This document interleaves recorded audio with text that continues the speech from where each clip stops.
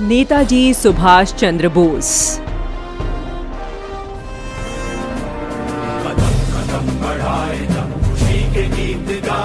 मन में राष्ट्रभक्ति का जोश भर देने वाला यह गीत हम सभी ने सुना है, लेकिन आपको यह जानकर बेहद हैरानी होगी कि अंग्रेज हुकूमत को यह गाना खासा नापसंद था। इस गाने से उठने वाली राष्ट्रभक्ति की भावना अंग्रेजों को इतना भयभीत कर देती थी कि उन्होंने इस गाने पर 6 साल तक के लिए पाबंदी लगा दी। जब आजाद हिंद फौज की स्थापना हुई तो अंग्रेजों से लोहा लेने वाले नेताजी सुभाष चंद्र बोस ने इसी गाने को फौज का गीत बनाया। फौज जब इस गाने को गाते हुए आगे बढ़ती तो उनका जोश देखने लायक होता। गाने पर से पाबंदी तब हटी जब देश आजाद हो गया। जिस फिल्म में यह गाना था उसका नाम था समाधि। फिल्म अंग्रेजों के जाने के बाद रिलीज हुई थी। नेताजी सुभाष चंद्र बोस ने चौथा स्थान प्राप्त करते हुए ICS की परीक्षा पास की, लेकिन आजादी की लड़ाई में शामिल होने के लिए भारतीय सिविल सेवा की नौकरी छोड़ दी। सुभाष चंद्र बोस पर स्वामी विवेकानंद का विशेष प्रभाव रहा। उन्होंने स्वामी विवेकानंद के सबसे निचले स्तर के व्यक्ति को उच्चतम स्तर तक पहुंचाने के संकल्प को अपने जीवन में उतारा और विद्यार्थी जीवन से ही देश सेवा में लग गए। 1921 से 1941 के बीच नेताजी को भारत के अलग अलग जेलों में 11 बार कैद में रखा गया। 1941 में उन्हें एक घर में नजरबंद करके रखा गया था, जहां से विभाग निकले। नेताजी कोलकाता से गोमो होते हुए ट्रेन से पेशावर पहुंचे। यहां से वह काबुल और फिर जर्मनी पहुंचे, जहां उनकी मुलाकात एडोल्फ हिटलर से हुई। आजाद हिंद फौज या इंडियन नेशनल आर्मी का गठन 1942 में किया गया था। 1943 में सुभाष चंद्र बोस पनडुब्बी द्वारा जर्मनी से जापानी नियंत्रण वाले सिंगापुर पहुंचे, जहां उन्होंने दिल्ली चलो का प्रसिद्ध नारा दिया।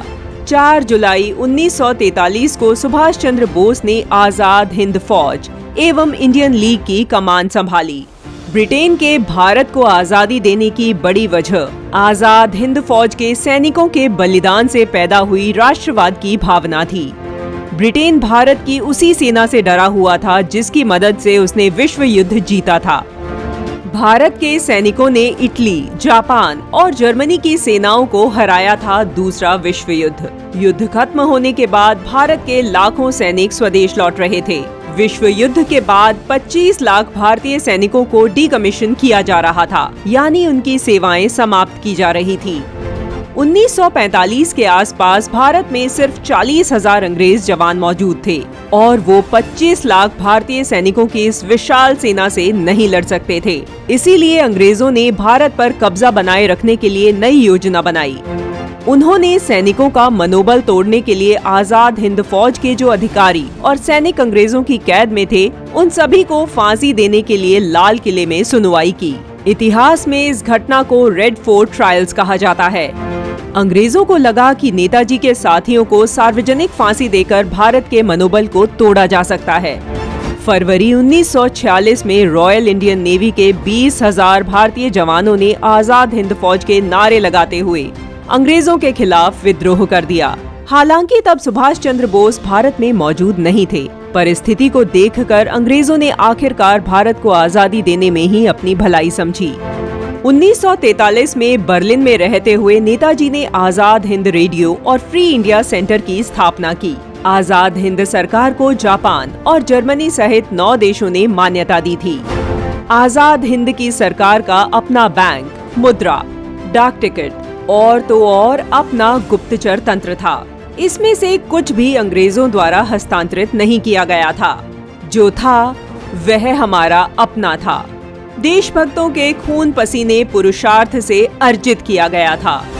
अंडमान और निकोबार द्वीप समूह पर इस सरकार ने 30 दिसंबर को भारत का राष्ट्रध्वज फहराकर आजाद भारत की घोषणा कर दी थी। अंडमान और निकोबार के नाम बदलकर शहीद और स्वराज कर दिए गए। कांग्रेस पार्टी छोड़ने के बाद नेताजी ने 1939 में फॉरवर्ड ब्लॉक नामक संगठन का गठन भी किया। कहा जाता है कि नेताजी सुभाष चंद्र बोस की मृत्यु 1945 में ताइवान में हुए विमान हादसे में हो गई थी। वहीं कुछ लोगों का मत है कि वे किसी बड़े राजनीतिक षड्यंत्र का शिकार हुए।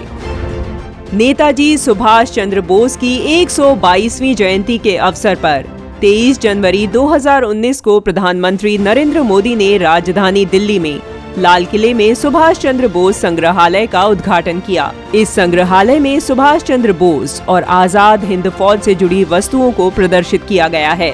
इसके अतिरिक्त भारतीय हिंद फौज से संबंधित पदक, बैज, वर्दी और अन्य वस्तुएं शामिल हैं। नेताजी द्वारा बनाई गई आजाद हिंद फौज के खिलाफ जो मुकदमा दर्ज किया गया था, उसकी सुनवाई लाल किले में ही हुई थी। यही कारण है कि लाल किले पर संग्रहालय बनाया गया।